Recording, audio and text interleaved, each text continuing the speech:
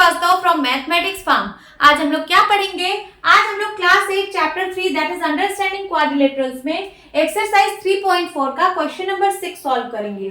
क्या है question number 6? ABC is a right angle triangle. ये जो आपको एक ट्राइंगल दिख रहा है ABC, ये एक राइट एंगल ट्राइंगल है, ठीक है। मतलब इसका एक एंगल 90 डिग्री है जो कि B पर है, B पर 90 डिग्री बन रहा है। ABC is a right angle triangle and O is the midpoint of the side opposite to the right angle। और जो O है, O एक पॉइंट है, O is the midpoint of the side opposite to the right angle।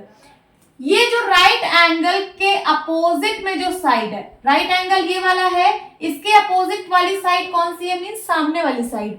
सामने वाली side AC है, तो AC का ये मिड पॉइंट O है। समझ आया?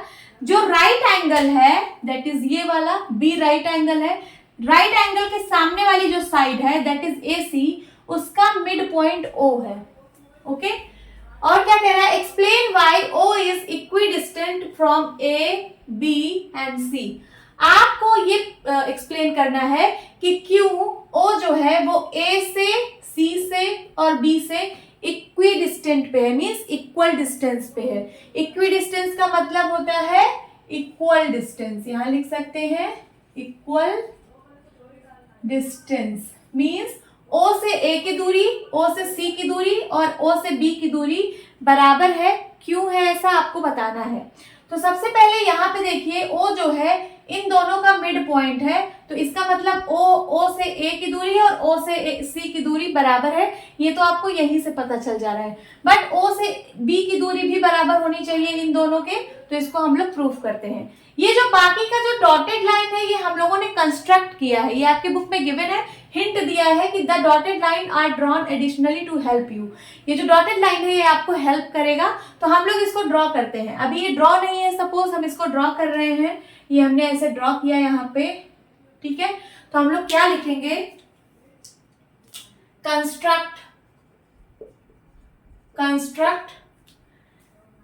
AD parallel to BC, AD parallel to BC। हम लोग इसको ऐसा कंस्ट्रक्ट कर रहे हैं कि ये वाली जो लाइन है ये इसके पैरेलल हो, and DC parallel to AB, DC parallel to AB। और ये जो DC लाइन बनाई है ये इसके पैरेलल बनाई है, तो यहाँ पे ये वाली साइड इसके पैरेलल, ये वाली साइड इसके parallel, so ABCD is a parallelogram.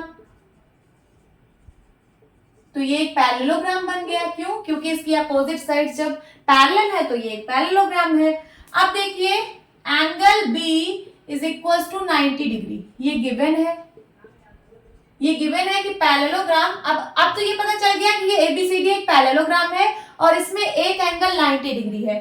तो अगर एक एंगल 90 डिग्री है तो इसका मतलब सारा एंगल 90 डिग्री होगा।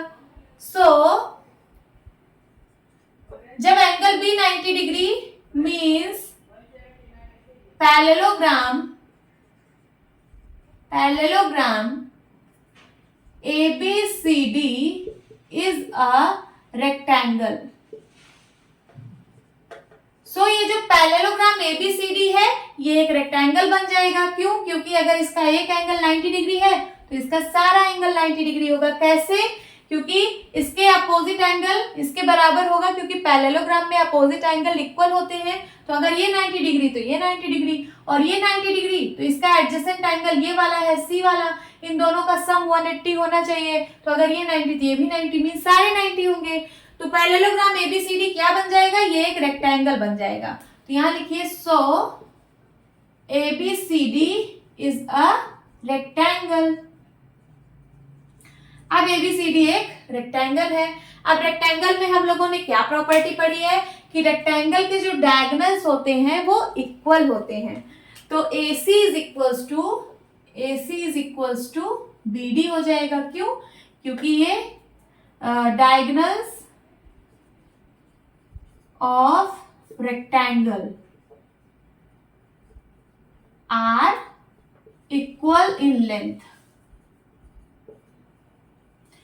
जो डायगोनल्स होते हैं रेक्टेंगल के वो इक्वल लेंथ के होते हैं। एक चीज और क्या है यहाँ पे आपको पता है कि पैरेललोग्राम में जो डायगोनल होती है वो एक दूसरे को बाइसेक्ट करती है, तो यहाँ पे AO बराबर OC होगा, BO बराबर OD होगा।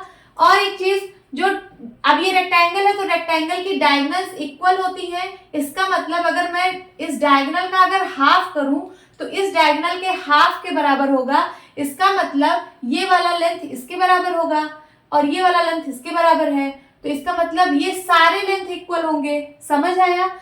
तो ये जो हिस्से हैं सारे चारों ये सब इक्वल होंगे।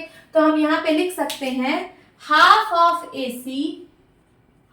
AC मीन्स AC का आधा अगर मैं करूं दैट इज ये वाला, ये इक्वल होगा हाफ ऑफ BD के। अगर मैं BD का आधा करूं दैट इज ये वाला हिस्सा इसके बराबर होगा। हाफ ऑफ AC का मतलब यहाँ पे क्या लिख सकते हैं, BO।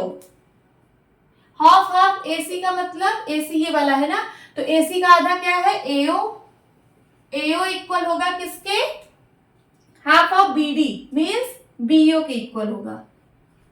ये हमने एक प्रूफ कर लिया कि जो AO है दैट इज ये वाला, ये BO के इक्वल है, इसके इक्वल है। और एक चीज, आपको ये गिवन था कि AO is equals to OC, AO is equals to OC।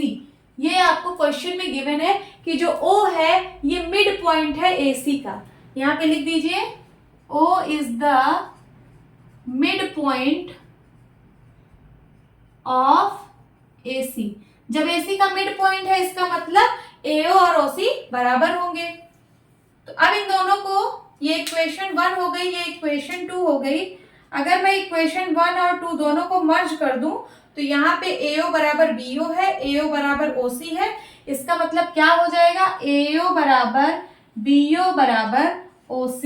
ये तीनों लेंथ इक्वल हो जाएंगे, means AO is equals to BO is equals to OC। और यही आपको प्रूफ करना था, तो हमने यहाँ पे प्रूफ कर लिया, हेंस प्रूफ। देखिए क्या कह रहा था, explain why O is equidistance from A, B and C। आपको ये बताना था कि O जो है वो क्यों इक्विडिस्टेंट है, आप इसको एक्सप्लेन करिए। इक्विडिस्टेंस का मतलब O से A की दूरी, O से B की दूरी, O से C की दूरी तीनों बराबर है। यही आपको प्रूफ करना था, तो हमने यहाँ पे प्रूफ कर लिया। होप स्टूडेंट्स आपकी क्लास अच्छी लगी होगी। मिलती हूँ अपनी नेक्स्ट वीडियो में, तब तक के लिए bye bye and take care.